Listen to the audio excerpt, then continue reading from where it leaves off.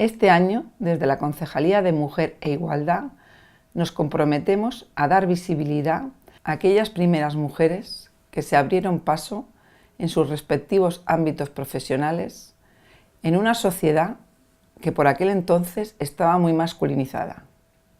Aquellas mujeres que sin saberlo nos estaban indicando el camino hacia la igualdad. Por eso hoy queremos homenajearos. A ti, Librada Albaladejo Hernández, primera recovera. A ti, María Albaladejo Martínez, ayudante sanitaria. A ti, Gloria Jiménez Pérez, maestra de primaria. A ti, Josefa Sánchez García, auxiliar administrativo. Y a ti, Matilde Moreno Soria, la primera alcaldesa que tuvo Pilar de la Horadada.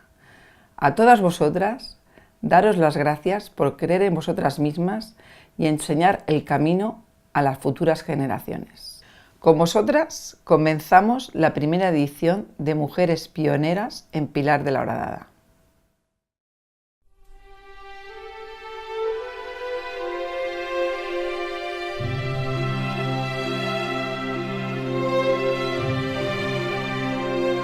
Reflexionando sobre nuestro legado histórico, nos encontramos cómo la mujer pilareña comienza a romper los patrones del patriarcado y la glorificación de la maternidad, que su trabajo fuese fagocitado por hombres, que su educación se limitara al hogar y que la inteligencia crítica no estuviera bien vista. A partir de los años 50, tenemos varios ejemplos de roles dentro de una sociedad traspasada por fuertes paradigmas patriarcales.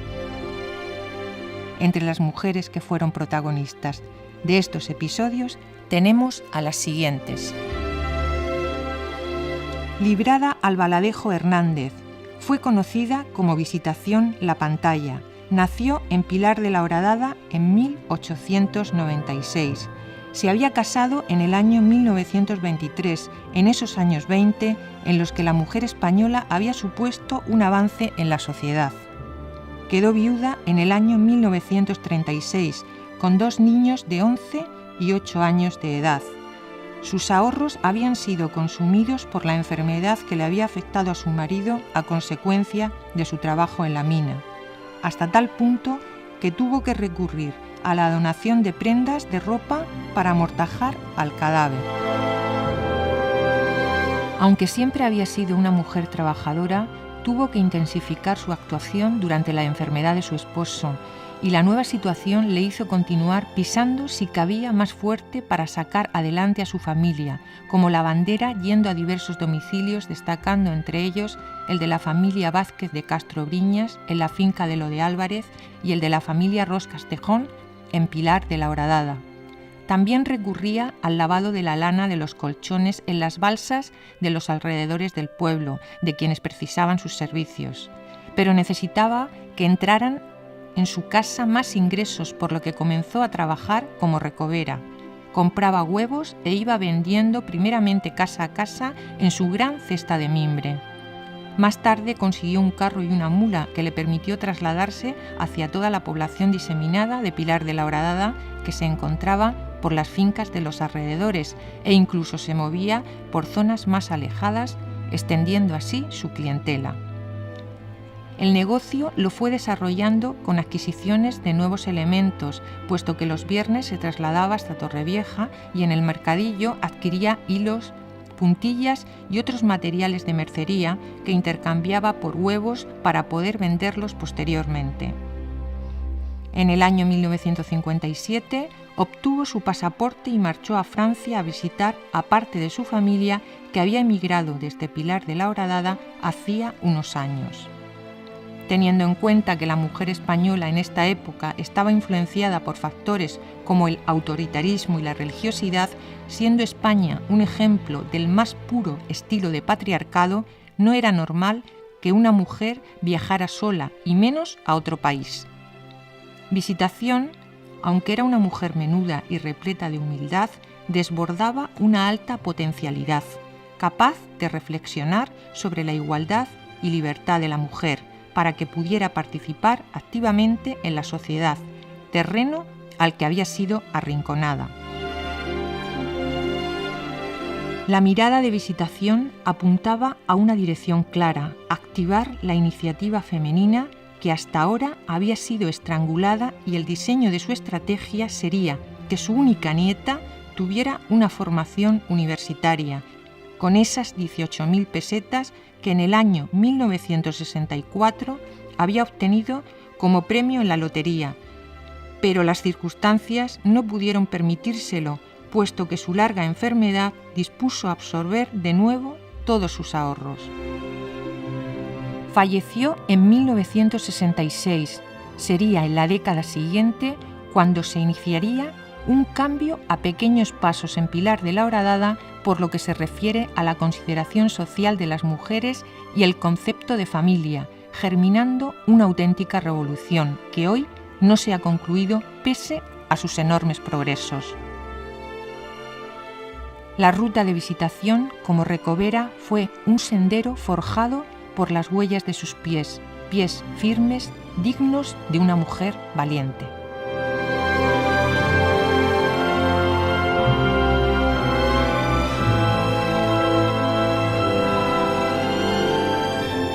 María Albaladejo Martínez tenía 14 años cuando fue a trabajar como servidora doméstica a casa de Rosario Quesada. Transcurridos un par de años en ese domicilio, su amiga Mariquita le informó que Antonio el practicante y su mujer Fuensanta estaban buscando una nueva empleada, puesto que la anterior se marchaba. Con 16 años, es decir, en el año 1953, comenzaba a trabajar para el matrimonio de forma interna. Durante las tardes, cuando María disponía de algún tiempo libre, faenaba en el campo, en las tierras de Jeromo y Evaristo García Palacios, hermanos de Antonio, ubicadas en Los Hortelanos. María, junto con otras mujeres como Tinica, Isabel y María la Recovera, amarraban tallos de tomateras u otras actuaciones según lo que la temporada agrícola exigía. Antonio el practicante, conocido por todos por el seudónimo de Marañón, recetaba inyecciones, recibía a los representantes de los medicamentos, denominados por entonces viajantes, pinchaba en su consulta y llegaba a muchos hogares poniendo inyecciones. El constipado de Asunción, esposa de Ginés Gea, conocido por Ginés el de la Sociedad, hizo que solicitara su presencia en su vivienda.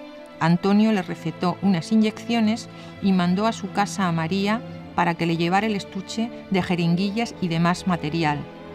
Cuando María regresó, Antonio le dijo que fuera la autora del pinchazo. Era su primera inyección. María contaba con 18 años de edad. Antonio le mostraba el procedimiento y la zona a pinchar con la jeringuilla de cristal. A partir de ese instante, María continuó poniendo inyecciones, en la escuela vacunas, en la consulta y en domicilios particulares.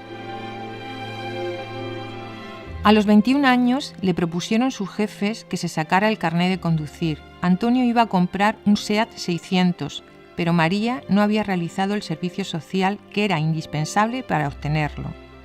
No sabía leer, su padre había sido jornalero y había fallecido con 38 años, dejando viuda a su mujer con 4 niños.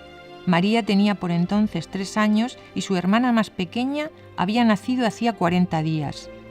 La familia no contaba con ayuda alguna y tuvo que salir adelante con la madre limpiando y lavando ropa en diversos domicilios, cogiendo guisantes, recogiendo esparto en el monte para hacer guita que intercambiaba con los recoveros por huevos, otros productos alimenticios y calzado. Por lo tanto, no pudo ofrecerles una formación mínima a sus hijos, puesto que cuando empezaban a ser un poco autosuficientes tenían que trabajar para poder subsistir. Fuensanta le pidió a la maestra doña Ángeles que le enseñara a María a leer, y cuando acababan las clases a las 5 de la tarde, María iba hasta la escuela y así tuvo la posibilidad de aprender. Pudo obtener el certificado del servicio social y en 1958 conseguir el carnet de conducir para desplazarse más cómodamente junto con el señor Antonio en el blanco Seatín hasta los domicilios que solicitaban sus servicios. María percibió en alguna ocasión trato desfavorable por el hecho de ser mujer, Como ejemplo recuerda cuando el señor Antonio comenzó a pincharle a una mujer que enfermó en Los Villenas y le ordenó que continuara con las inyecciones, pero el marido, que tenía nublada su mente por una rabia descomunal, le dijo a María que no quería ninguna mujer más en su casa, vamos, que tenía bastante con la suya. María regresó sin ponerle la inyección a la enferma. El esposo le pidió de nuevo a Antonio que fuera a su casa a pincharle a su mujer y él le contestó que buscase a otro. Se marchó a su vivienda y en unos días regresó reclamando los pinchazos y aceptando que fuera María. Aparecieron las primeras grietas en un sistema que hasta entonces solo tenía reservadas 2 funciones para la mujer: ser madre y ama de casa. Muchos niños demandaban las manos de María cuando necesitaban que les administrara inyecciones. María adornaba su actuación y ellos creían, según decían, que inyectaba sin aguja y el señor Antonio las enclavaba con una aguja muy larga. María continuó poniendo inyecciones durante muchos años. Inyectó esperanza con su jeringuilla a modo de un extraño faro que entonces alumbraba hacia el futuro, mostrando un espacio para la mujer en igualdad.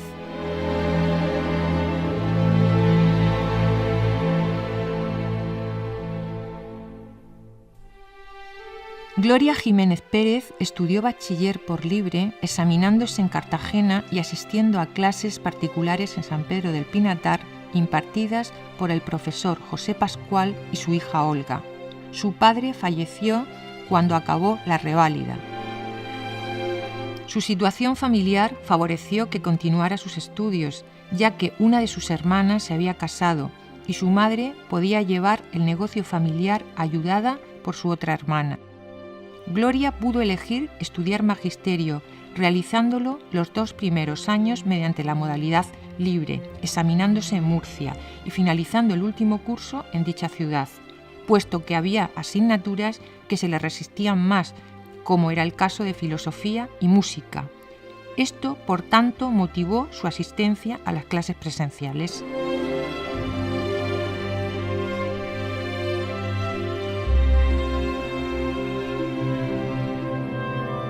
Las maestras de enseñanza de primaria, para poder ejercer el magisterio, estaban obligadas, antes de la oposición, a cursar un mes cursos de verano donde las materias eran impartidas por instructoras falangistas desde la sección femenina de la misma, en albergues en calidad de internas.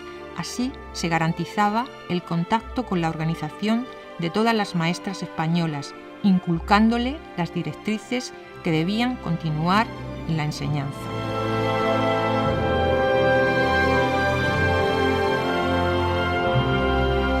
Gloria comenzó a trabajar como interina en 1960 en Torrealta del Segura, con un sueldo de 900 pesetas al mes que apenas le llegaba para pagar el alquiler y subsistir allí, por lo que residía en alguna casa donde le arrendaban habitación. Posteriormente, estuvo cubriendo una sustitución de una maestra enferma en la Escuela Normal de Murcia, es decir, en la Escuela de Magisterio Femenina. Gloria aprobó las oposiciones y obtuvo plaza en Lorca, donde conoció al que sería su futuro marido, quien por entonces estaba estudiando magisterio. Contaba con 4 años y medio menos que la joven maestra. Desde el primer momento fue una pareja que dejó atrás los complejos y la vieja visión machista de que el marido debía ser mayor que la esposa, puesto que, si no, ponía en peligro la autoridad masculina, aprovechando la mujer su edad para imponerse. Se casaron en el año 1966. Gloria es madre de 3 hijos que ha educado junto con su esposo en la más estricta igualdad, respetando todos los turnos de trabajo doméstico en el hogar. En Torrecilla, pedanía de Lorca, residía en una casa-escuela donde ésta se encontraba en la primera planta y la vivienda arriba. Impartía clase a 55 alumnos de ambos sexos y edades. Aunque se había demostrado hace años que la educación mixta fundamentaba una eficacia educativa, únicamente se conservaba en algunas de las escuelas rurales por motivos económicos, mientras que en el resto se encontraban separados por sexos.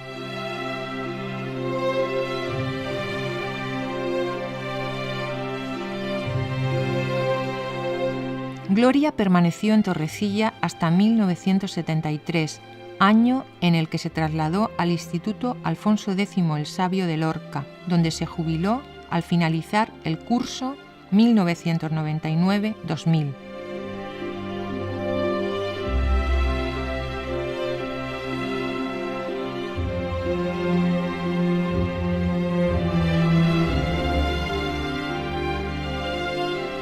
Gloria ha establecido de forma pedagógica la coeducación a lo largo de toda su trayectoria en la enseñanza como clave de equidad de género.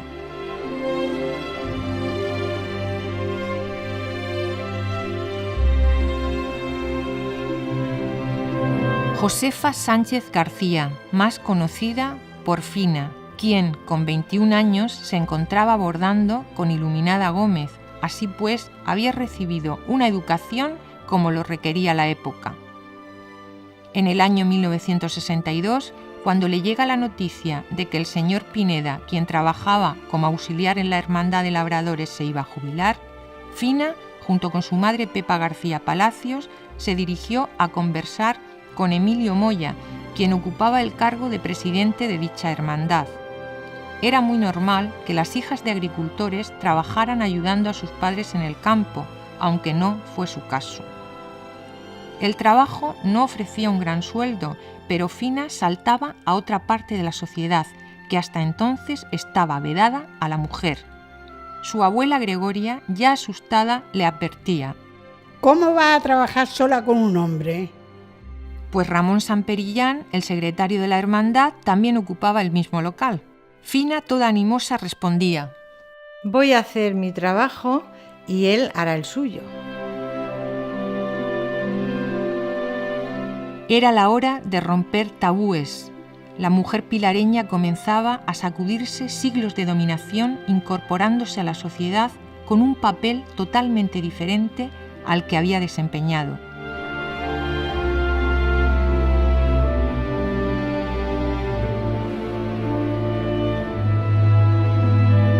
El horario de trabajo de Fina en la hermandad era reducido, tan solo 4 horas diarias de lunes a viernes. Durante su jornada realizaba solicitudes para las parejas que decidían casarse, cuando tenían hijos, tramitaba también ayudas, las cuotas de la seguridad social, redactaba cartas, ayuda a familiares, cobraba la cuota de propiedad de tierras y otros trámites administrativos. Pero debía de ponerse al día. Fina no manejaba la máquina de escribir ni la tenía, así que se compró un método y le pidió ayuda a Francisco Sáez Palacios, Paco el Español, quien no tuvo inconveniente alguno en enseñarle en su propia casa. Durante ese tiempo, Carmen Campillo Lorente, Carmina la del Herrero, iba a comenzar a trabajar en la farmacia y necesitaba a alguien que se hiciera cargo de los alumnos que tenía, por lo que le ofreció a Fina dicha labor. Esta aceptó, puesto que el sueldo que ganaba no era muy boyante. Su padrino, Antonio García Palacios, Marañón, le prestó un local que acondicionó como escuela infantil. Así pues, compaginó ambos trabajos después de haber pedido permiso en la hermandad para partir el horario.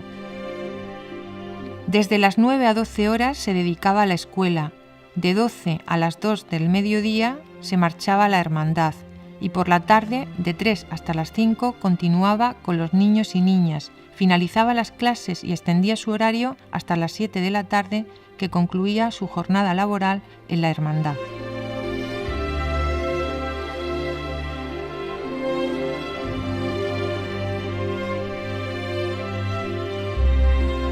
En 1968, transcurridos 6 años, la empresa denominada Perforadores Reunidos Máquinas de Sondeos, situada en la calle Cristóbal Colón al principio, le ofreció un puesto a tiempo completo. Se trataba ya de un sueldo más decente, por lo que aceptó. Trabajaba 8 horas diarias distribuidas entre mañana y tarde y su labor era básicamente de contable. Aquí estuvo otros 6 años, hasta 1975, en el que dejó voluntariamente su trabajo para contraer matrimonio, después de haber sido la primera pilareña en entrar en el espacio administrativo y contable que había sido reservado al hombre.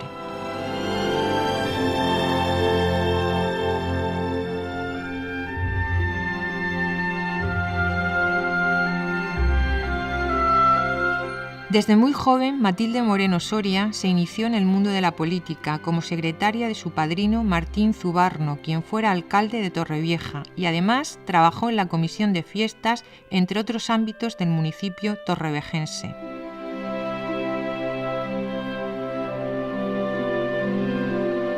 En el año 1966 contrajo matrimonio con un pilareño y fijó su residencia en la pedanía oriolana.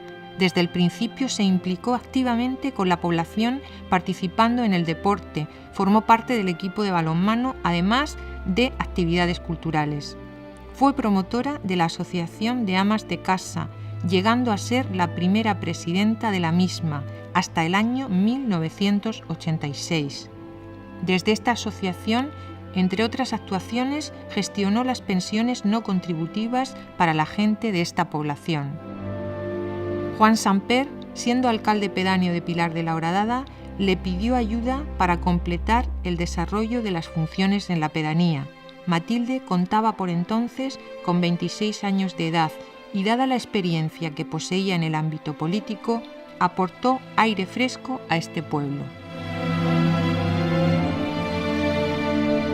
El gobierno de Orihuela la visualizaba como futura candidata a la alcaldía pedánea, por lo que le solicitó que fuera la siguiente representante de los pilareños. Así fue desde el año 1981 a 1983, tiempo durante el que solucionó muchos trámites administrativos, evitando así que los pilareños se desplazaran a Orihuela. Los medios eran bastante rudimentarios, se pedía casa a casa para conseguir dinero que posibilitase la celebración de las fiestas patronales. Matilde muchas veces mediaba entre los vecinos para solucionar también conflictos.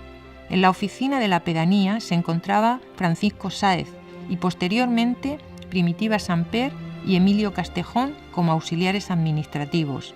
Los policías eran por entonces Pedro y Luis Gracia, pero ante la falta de vigilancia, Matilde exigió refuerzos a Orihuela e ingresaron 2 más, Adolfo Samper y Salvador Riquelme.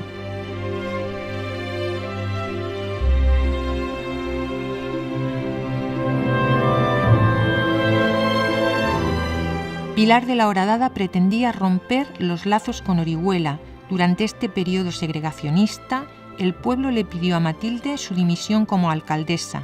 Ella aceptó la decisión del mismo.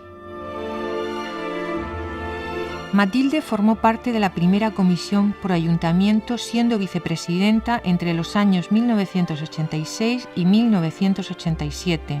Fue componente de la comisión gestora municipal, integrando las comisiones de Hacienda y transferencias.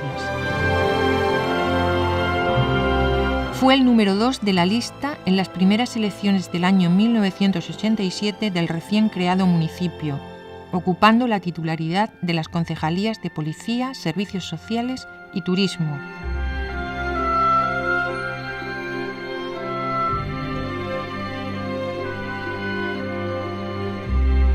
Durante esta época, sin dedicación remunerada, regaló mucho tiempo personal a nuestro municipio de forma totalmente voluntaria. En el año 1991, su partido la colocó como candidata a la alcaldía y consiguió ser la primera mujer alcaldesa del municipio pilareño.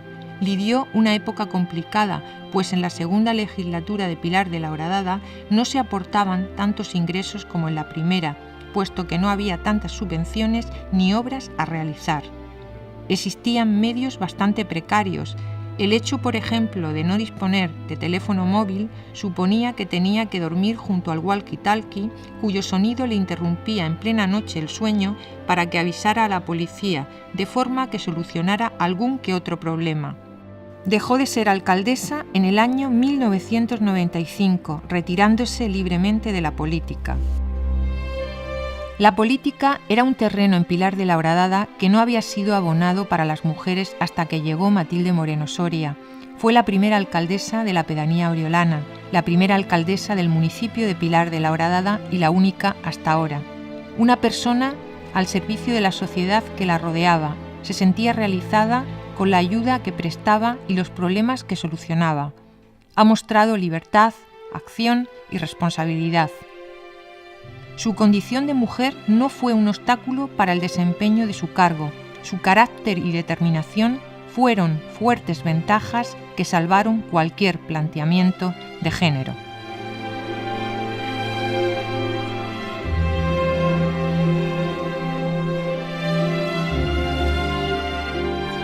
Estas mujeres pilareñas forman parte de las primeras que en cientos de años dispusieron de cierta independencia para afrontar lo inesperado, incorporándose al mundo laboral dentro del terreno comercial, sanitario, educativo, administrativo y político. Un tributo a todas ellas, quienes a pesar de haber vivido una aventura épica resistiendo cuando los vientos soplaban en su contra, impregnaron un perfume cuyo aroma iría conduciendo hacia la igualdad.